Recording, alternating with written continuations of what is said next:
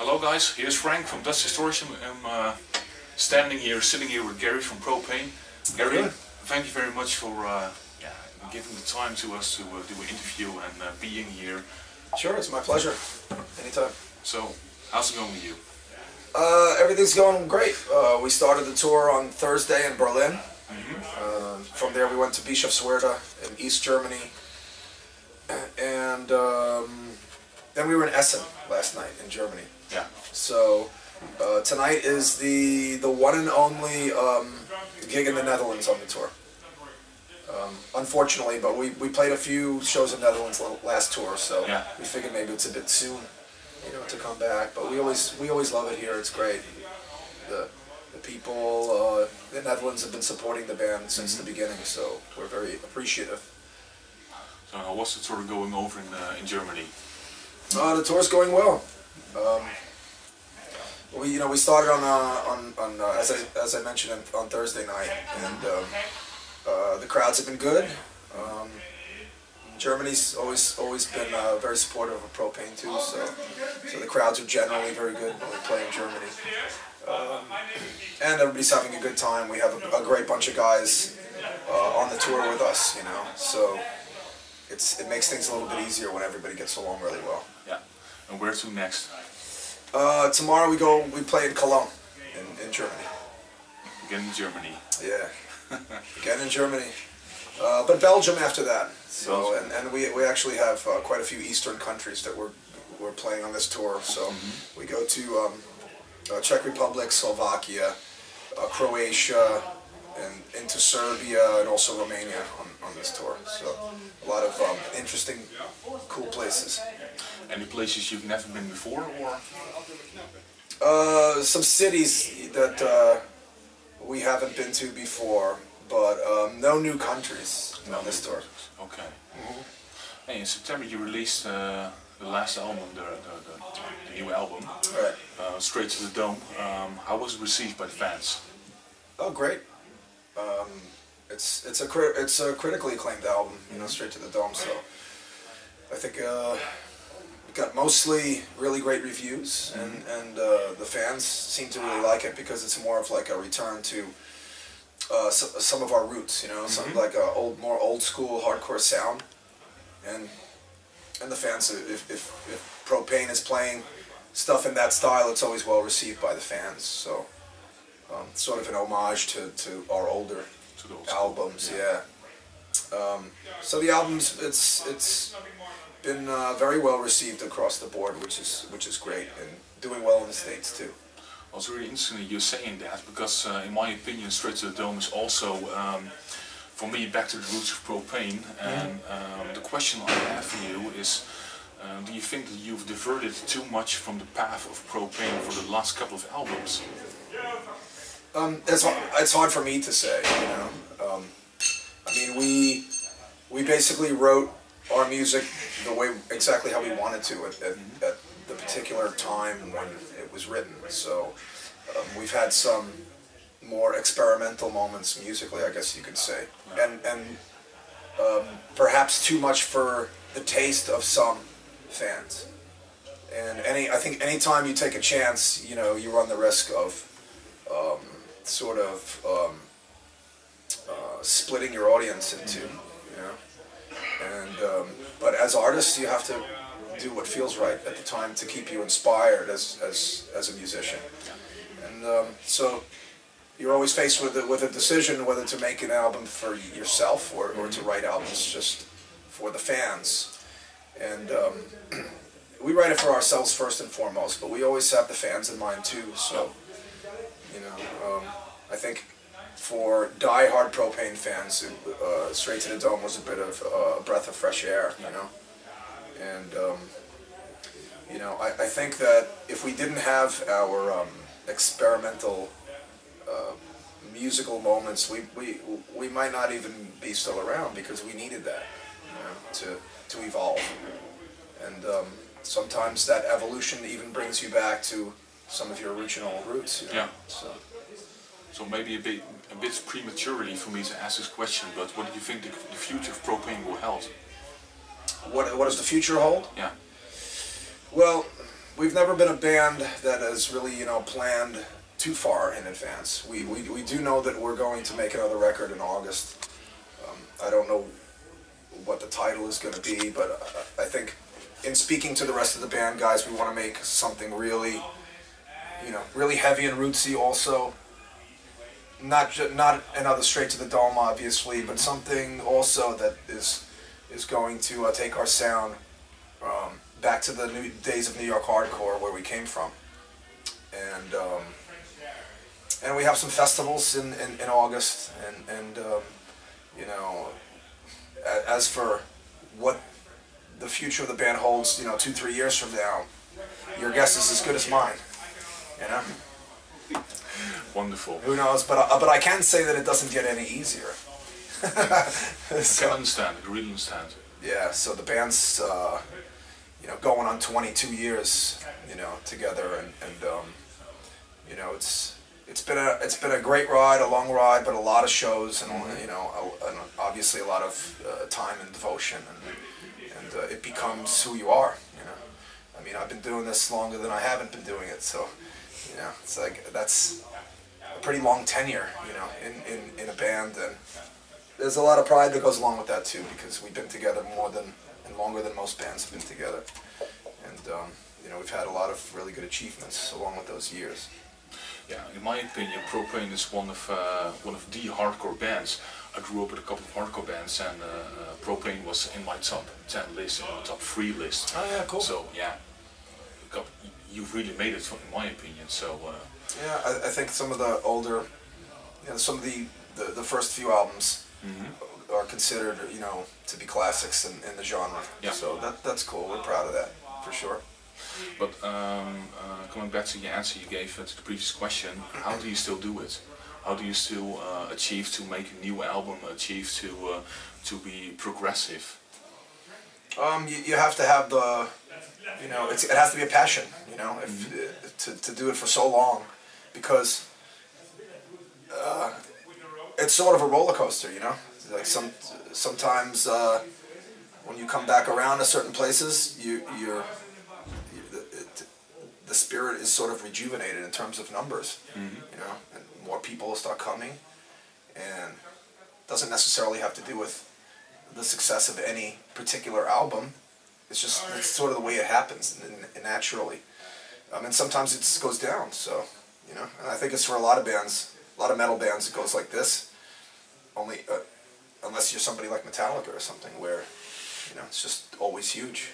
You know, it's good to be there. I don't agree with that, but even Metallica's going this way, but... Yeah, I don't know, man. I mean, I have certainly a tremendous amount of respect for bands like that. Anybody that's been together for so many years, it takes a lot of dedication, and it can be difficult, you know. In my opinion, the same goes for you. You've been together for almost 22 years. Come on.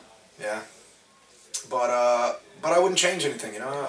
I think you have to. There's been, as I say, a lot of ups and downs, and you have to endure the harder times if you want to be around to appreciate the great times. And I certainly don't take any of this for granted, because a lot of really great bands never even reached the level of success that we had achieved. And so, you know, we're out here living in the moment, you know, and we all love to travel. We appreciate going to different places and experiencing different cultures. And I think it makes you a more well-rounded person at the end of the day. Yeah. You know. Well, looking back to what you're saying, experiencing different cultures, what really inspired you in experiencing, well, different cultures to help you maybe progress the band? Well, you sort of absorb a little bit of the spirit wherever you go, you know, and you accumulate an appreciation for different people and as I say, in different cultures, and sometimes it can be vastly different from your own. I mean,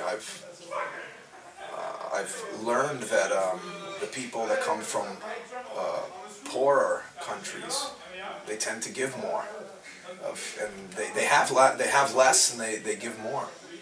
Yeah, I can understand. Yeah. And you know, coming from we're from Western countries, it's very different, you know, than for example in the East, where people don't have much, but they go and support metal shows and hardcore shows, you know, because they are not very jaded, so they don't get many Western bands coming through, and so, you know, they'll save up their money to just go to a concert, and, you know, it's a really big event for them, and, you know, you get to experience that with them, so it's really cool. It's unique, and it doesn't happen with, like, if you play a big city in a Western country. The bigger cities can be a bit jaded because they get concerts every night of the week. Yeah. You know, like if you play New York City or something. So, you know, it takes more to get them going sometimes. You know, just because when you're exposed to something so often and it's always at your fingertips, you tend to not really It's normal. appreciate it like you should. You know. So it's like being a spoiled child. Yeah. Yeah, yeah. Do you think that's typical for the more richer countries being more spoiled than the poorer countries who don't experience music like this? I think so, because what else could it be? You know, it has to be just that there are more opportunities, more concerts, more opportunities. You know, the people have more money. It doesn't mean as much to them. About the lineup changes of Propane, did it help you to have a previous lineup change with Jonas as a new drummer? It has lineup changes have pros and cons. So the positive aspects of lineup changes is that you get new blood in the band and new excitement. But sometimes it's difficult with the fans because they get used to certain faces, you know, and some of those faces have been around, you know, with us for a very long time, so it's not easy to just get rid of somebody like Tom. Yeah. You know. And Eric Klinger was with us for over 10 years. It was difficult when you lose somebody like that. So with Tom, it just came down to his health, you know. So he couldn't be in a touring band anymore. He's got a family, and his health obviously comes first, you know, and we had to respect his decision, and I endorsed his decision. He even wanted to play the 20-year anniversary tour with us, and I just thought it was too risky because his spleen was swollen, and if something like hit into him, it can rupture the spleen, and the guy, you know, I said, man, it's not worth dying we're risking your life on the road. It's just not worth it. So I didn't think it was a good idea. Agreed. Yeah. I've read about in an interview that you did with a magazine that you said that you've a couple of years ago, maybe 4 or 6 years ago, you've talked with Tom about quitting the band. Yeah. Tom said, "Don't do it." Right. I've also read that Jonas has given you a new fire for the band. So. Yeah, I mean, he's in his early 20s, so that'll happen. It's good to have some youth in the band, you know. But yeah, with Tom, it was a matter of, I think it was when we were about to write Prophets of Doom, which was around 2005. And 7 years. I told him to meet me down at the bar. There was right between where we live, there's this tiki bar. And I said, meet me over there, man. I want to talk about some stuff. And I said, so what do you want to do? You want to do another album? Because if there's no, we shouldn't just do an album just to do an album, you know. Because if we're feeling it, then we'll do it. But if not, let's just call it now, you know. And he says, I thought for sure he would say, yeah, fuck it, man. Let's just that's it. But he said, no, man, let's write another album, man. Let's continue. I was fucking baffled. I said, okay, let's do it. You know? And if you said, no, we're going to quit, what did you do then? You were going to quit? Yeah. No more propane? No. So I'm really glad he said just do now and help. Yeah, I was surprised, but there was a lot of things going on at the time. Yeah. When I just was questioning the desire to do it. Why? I don't know. It's just a feeling. You know, you get a feeling like, you know, it's just like we're just doing it because we've done it for so long that it's what we do. You know, but I think there has to be more than that. You know, there has to be. It has to be a passion. Yeah. And if you lose that, then you should just call it a day. You know?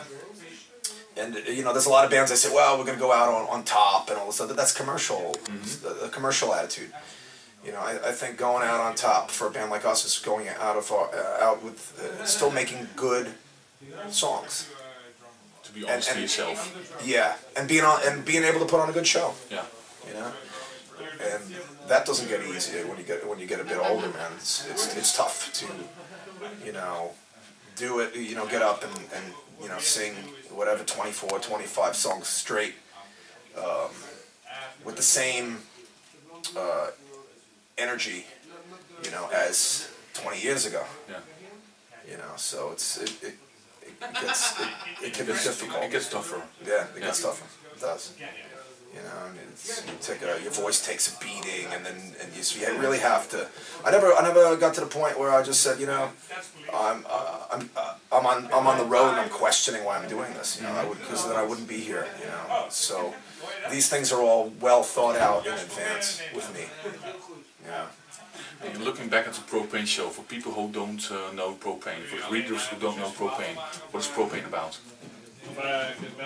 Well, Propane's a band with with great integrity. You know, we never sold out in any way, and you know, a band that is different from a lot of the bands that are even in our genre, because we appreciate the mindset and behind the fundamentals of hardcore and what the music should be all about, you know, which is not just some kind of tough guy competition, which is a lot of what it has turned into in my eyes.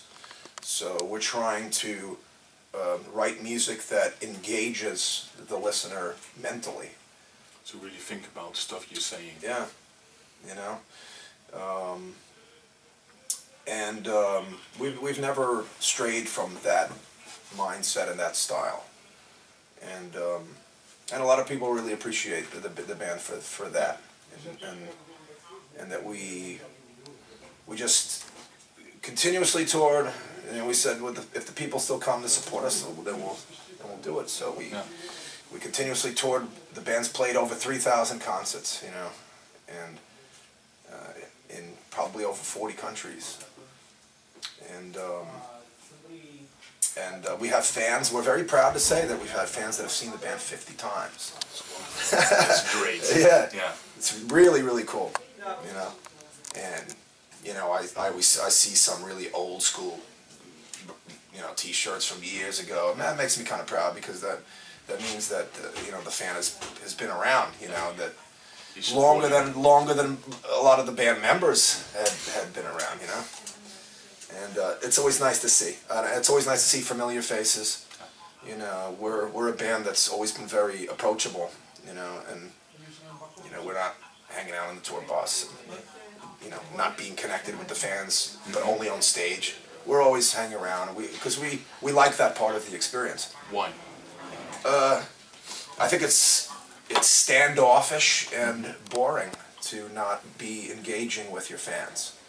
I think if you reach a certain level of popularity, it can be difficult. But we've never been some huge band that you know. But if you would reach that point of being a mega Metallica type of kind of band, would you still try to connect with the audience? Still try to connect with the audience, to go in the audience, stuff like that? Yeah. But I think some of those artists would like to also. It's just that they're so popular that it's difficult. Yeah. You know, so I could easily see that. You know, but unfortunately, we've never had that problem. Wonderful answer. Wonderful answer. Yeah.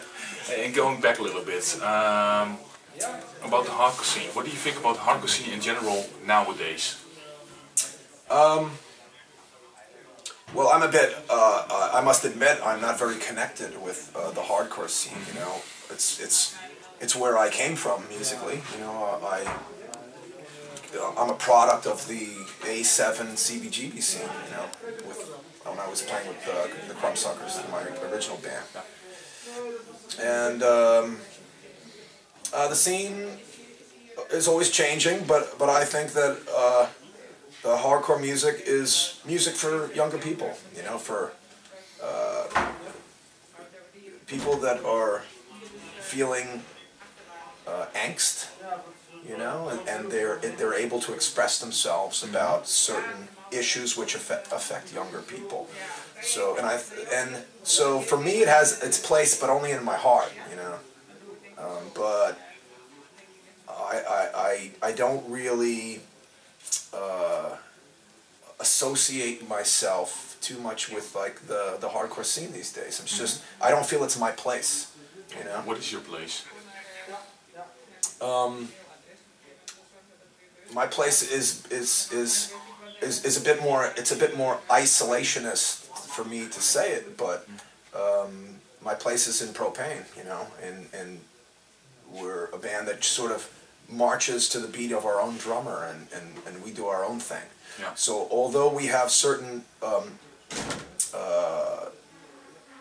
hardcore qualities, we've never been a scene band, you know, and so I always considered Propane to be a little bit of the black sheep of, you know, the whole hardcore scene.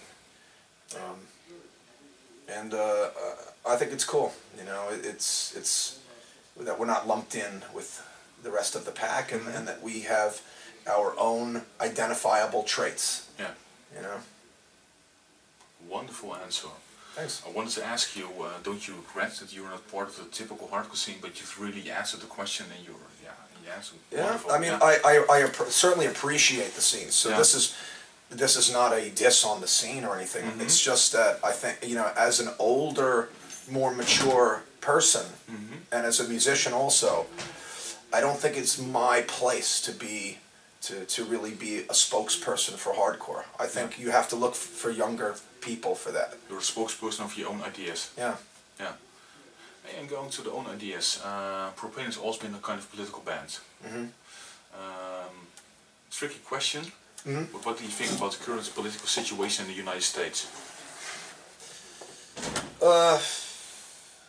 Well, it's never good. So we have, you know, although the administration changes and, you know, the face has always changed, it remains in a perpetual downward spiral, you know, for a lot of people, for the middle class, you know, and I think it started with, you know, the outsourcing of American jobs, high-paying jobs, mostly high-tech, and things like that. So this is a globalized world that we live in, and a lot of Americans are having a hard time with that reality. Yeah.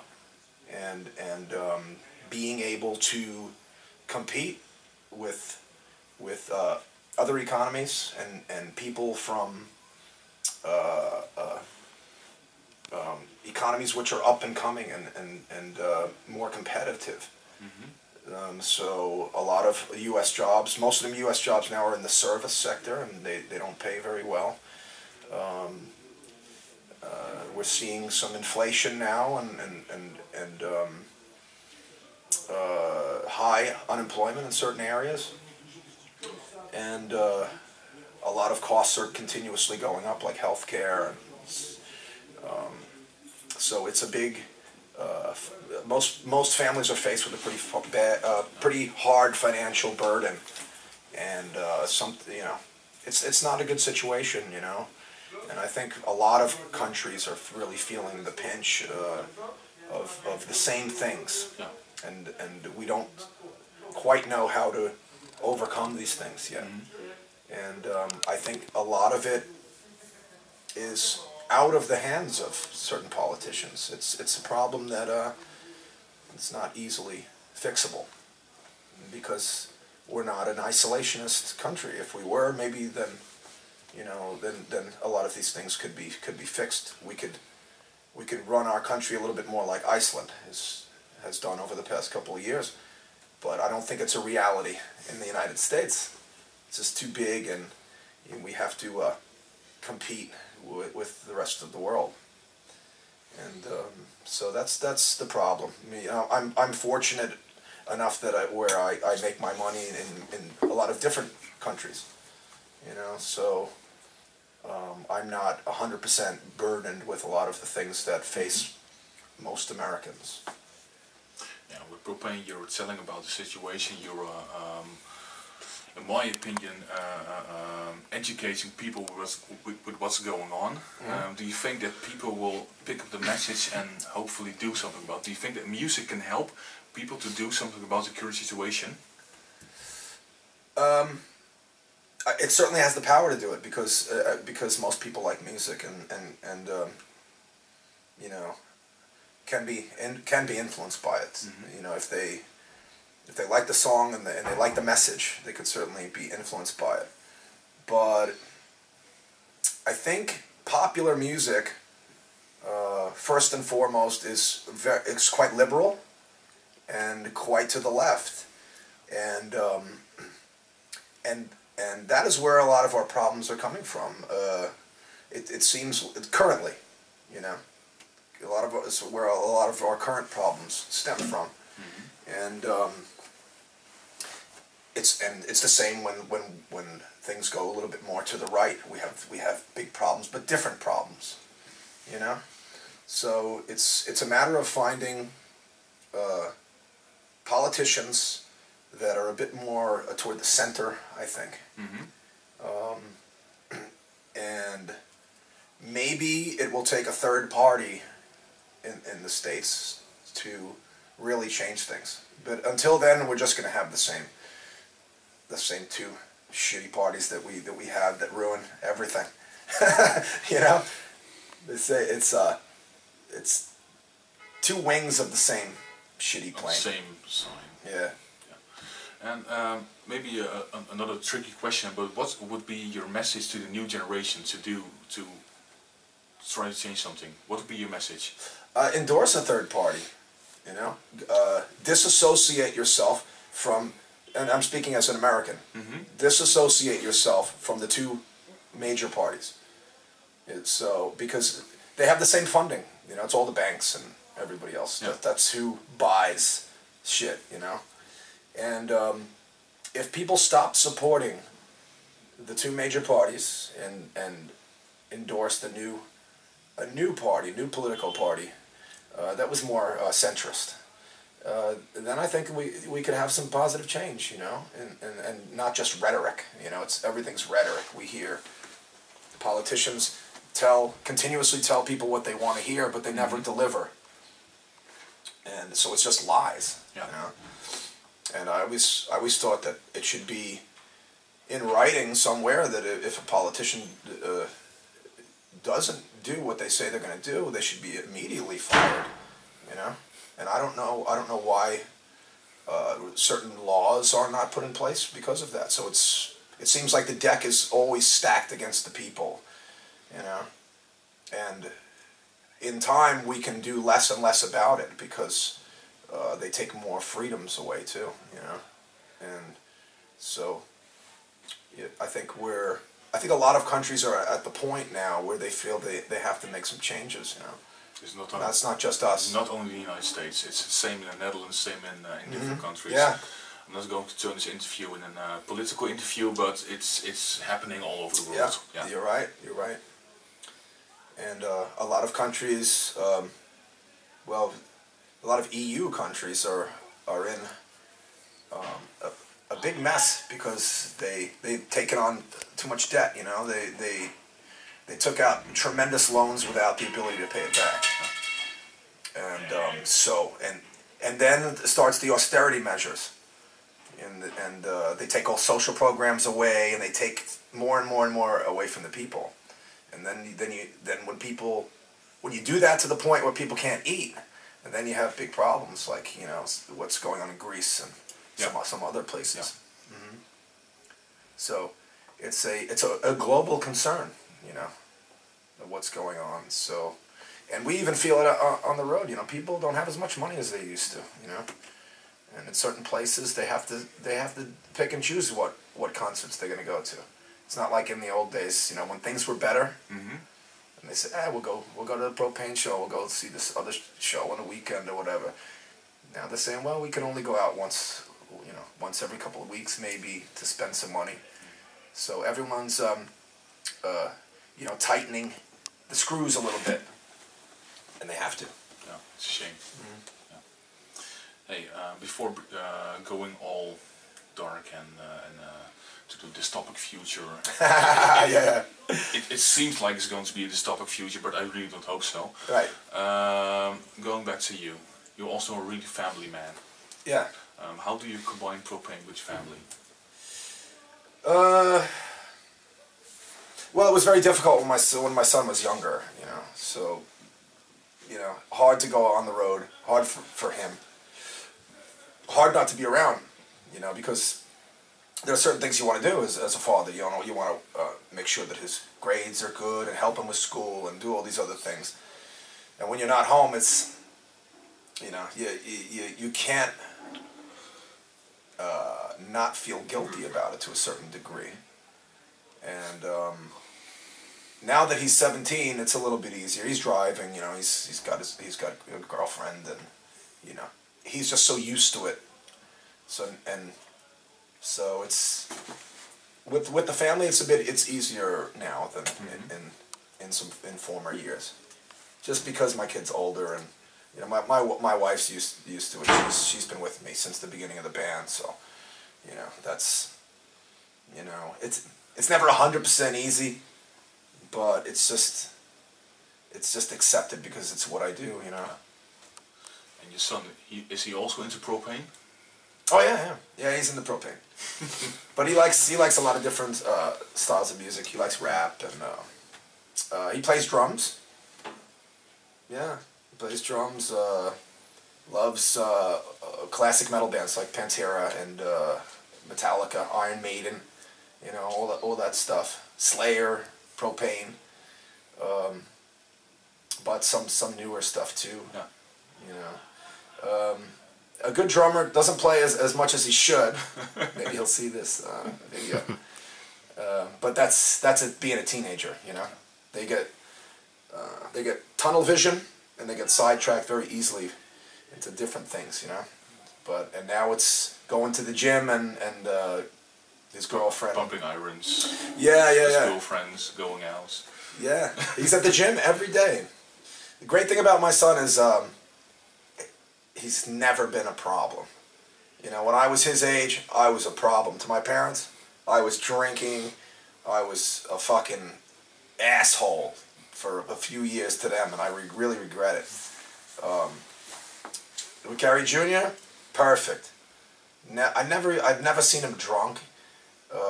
Not yet. Not yet.